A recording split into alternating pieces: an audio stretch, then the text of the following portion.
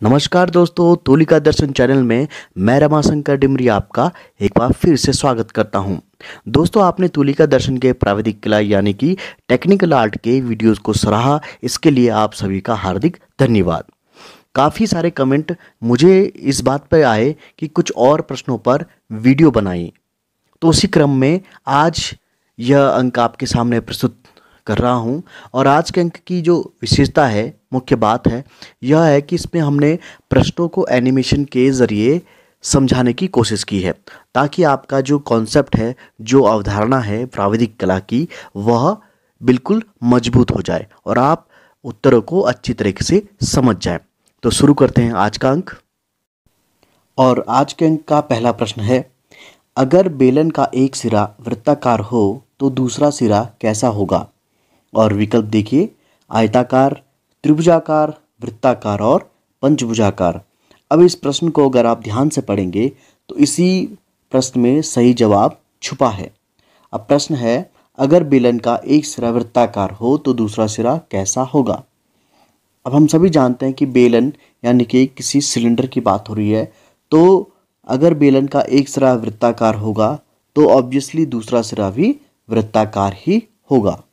अब आप देखिए, एनिमेशन के थ्रू यहाँ पर एक बेलन यानी कि एक सिलेंडर रखा हुआ है और जो नीले रंग से आपको दिख रहा है, यह इसके सिरे हैं। तो पहला सिरा अगर वृत्ताकार है तो दूसरा सिरा भी वृत्ताकार होगा। तो इस प्रकार विकल्प सी वृत्ताकार सही हो जाता है। दूसरा प्रश्न है, एक आयत या वर्ग का क्षेत्रफल ज्ञात करने के लिए गुणा करते हैं। और विकल्प देखिए, भुजा को विकर्ण से, विकर्ण को आधी भुजा से, एक भुजा को आधी भुजा से या भुजा को भुजा से। तो आयत या वर्ग का क्षेत्रफल ज्ञात करने के लिए भुजा को भुजा से गुणा किया जाता है। इस प्रकार विकल्प डी सही हो जाएगा।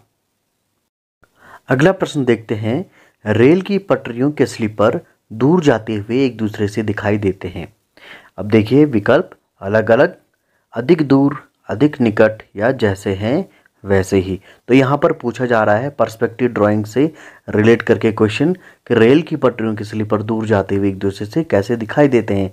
अगर आप इस चित्र को देखें तो जो सबसे नज़दीक का जो स्लीपर है वे अधिक दूर दिखाई देते हैं पटरियों से, और जो सबसे दूर का स्लीपर है वह अधिक निकट दिखाई देते हैं। तो इस प्रश्न का सही उत्तर हो जाता है विकल्प सी, अधिक निकट दिखाई देंगे। तो यह था पर्सपेक्टिव ड्राइंग से रिलेट करके एक पूछा गया प्रश्न। अब आप देखिए इस दूसरे चित्र को, जहां पर एक रोड है और रोड के दोनों तरफ कुछ बिजली या टेलीफोन के खंभे लगाए गए हैं।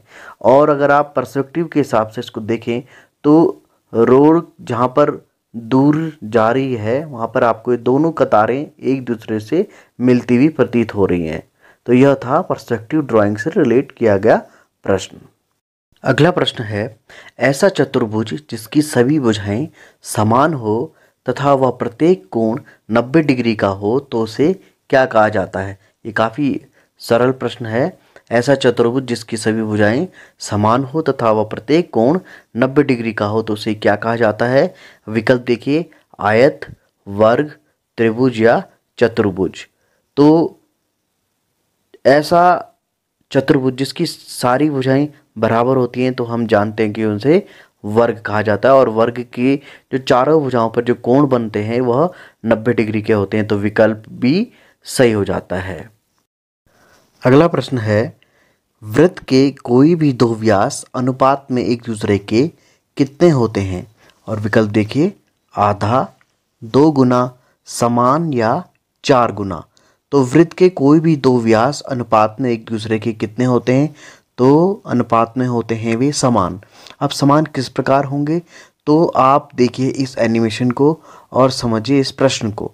माना कि हमने एक बॉल ली, जो बॉल होती है गेंद, वह वृत्ताकार होती है, यानी कि वृत्त होता है वो। और अगर हम उसको दो समान भागों में काट देते हैं तो जो दो व्यास हमें दिखते हैं वे अनुपात में एक दूसरे के बराबर होते हैं, यानी कि समान होते हैं। तो इस प्रकार इस प्रश्न का उत्तर हो जाता है सी, समान अनुपात में होंगे। अगला प्रश्न है, शंकु तथा बेलन का पार्श्व किस आकार के होते हैं? और विकल्प देखिए, आयताकार, त्रिभुजाकार, वक्राकार या वृत्ताकार। तो आप इस दिए गए चित्र में इस एनिमेशन के द्वारा देख सकते हैं कि शंकु तथा बेलन का जो पार्श्व होता है वह होता है वृत्ताकार। तो विकल्प डी सही हो जाएगा। अगला प्रश्न है, निरूपक भिन्न की इकाई होती है। विकल्प देखिए, मीटर, किलोमीटर, मिलीमीटर या कोई इकाई नहीं होती। तो जो निरूपक भिन्न होता है इसकी कोई इकाई नहीं होती, तो विकल्प डी सही हो जाएगा। अगला प्रश्न है, दीर्घवृत्त में कितनी नाभियां होती हैं? विकल्प देखिए, 2, 3, 4 या 5 नाभियां। तो जो दीर्घवृत्त होता है इसमें नाभियों की संख्या जो होती है वो होती है 2। विकल्प ए सही हो जाएगा।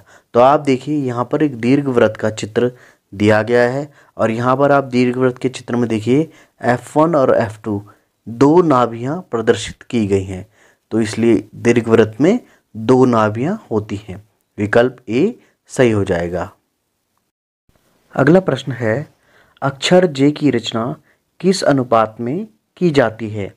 और विकल्प देखिए, 7:1, 7:3, 7:4 और 7:5। तो जो अक्षर जे है इसे जब हम टेक्निकल आर्ट में ग्राफ की मदद से लिखते हैं तो इसका जो रेशियो होता है वह होता है 7:3 का। तो विकल्प बी सही हो जाएगा।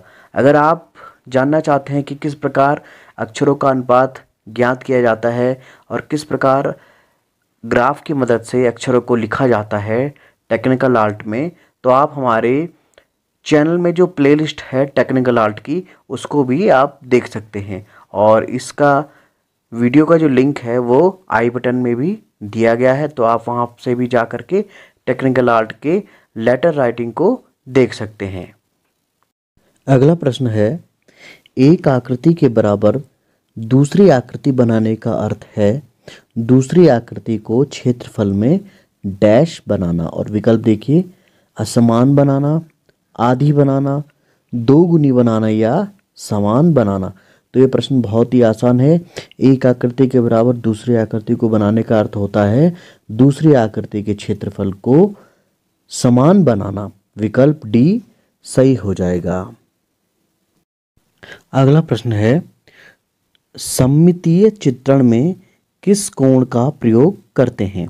और विकल्प देखिए, 20 डिग्री, 25 डिग्री, 30 डिग्री या 40 डिग्री। तो जो सममितीय चित्रण होता है इसमें 30 डिग्री के कोण का प्रयोग करते हैं। विकल्प सी सही हो जाएगा। अगर आप सममितीय चित्रण किस प्रकार बनाया जाता है तो आप टेक्निकल आर्ट के जो हमारे पुराने वीडियो हैं उन्हें आप देख सकते हैं।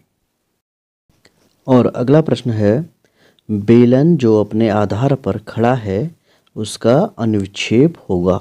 और विकल्प देखिए, आयत, षट्भुज, वर्ग या वृत्त। तो बेलन जो अपने आधार पर खड़ा है उसका अनुविक्षेप होगा वृत्त।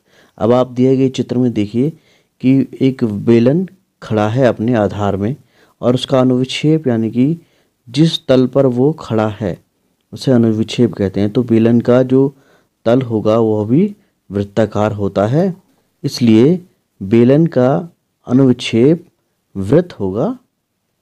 विकल्प डी सही हो जाएगा। और अगला प्रश्न देखते हैं, किसी गोले का उच्छेद व अनुविक्षेप क्या होगा? और विकल्प देखिए, आयत बटा वर्ग, वृत्त बटा त्रिभुज, आयत बटा वृत्त या वृत्त बटे वृत्त। तो किसी गोले का उच्छेद व अनुविक्षेप जो होता है वह होता है वृत्त बटे वृत्त। विकल्प डी सही हो जाएगा।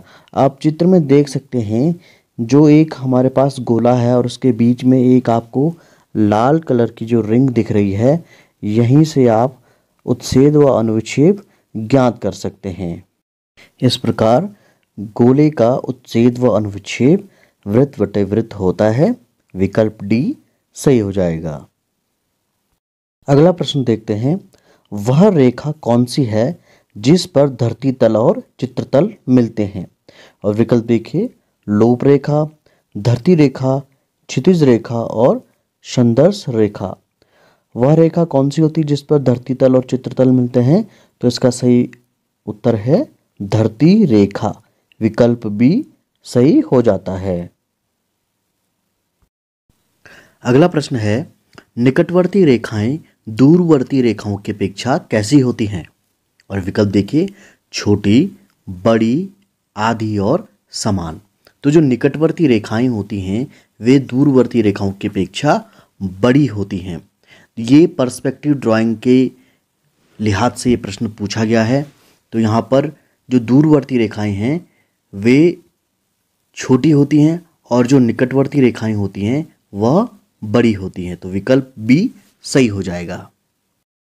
अब अगला प्रश्न देखते हैं, किसी शंकु की ऊंचाई h और आधार की त्रिज्या r है तो शंकु का आयतन क्या होगा? यहाँ पर फॉर्मूला पूछा गया है और विकल्प में देखिए, 1/3 pi r square h, 3 pi r square, 4 pi r square, pi r bracket में l प्लस आर। तो यहाँ पर जो आयतन का सूत्र पूछा है वह होता है 1/3 पाई आर स्क्वायर h। विकल्प ए सही हो जाएगा।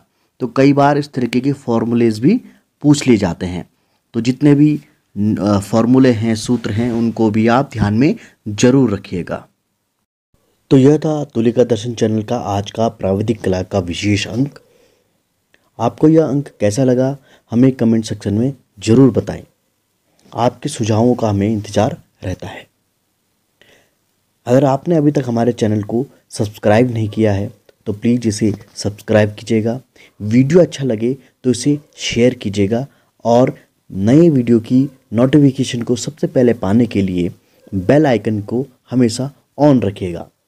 तो मिलते हैं अगले एपिसोड में किसी नए विषय के साथ में। तब तक के लिए दीजिए मुझे इजाज़त। नमस्कार।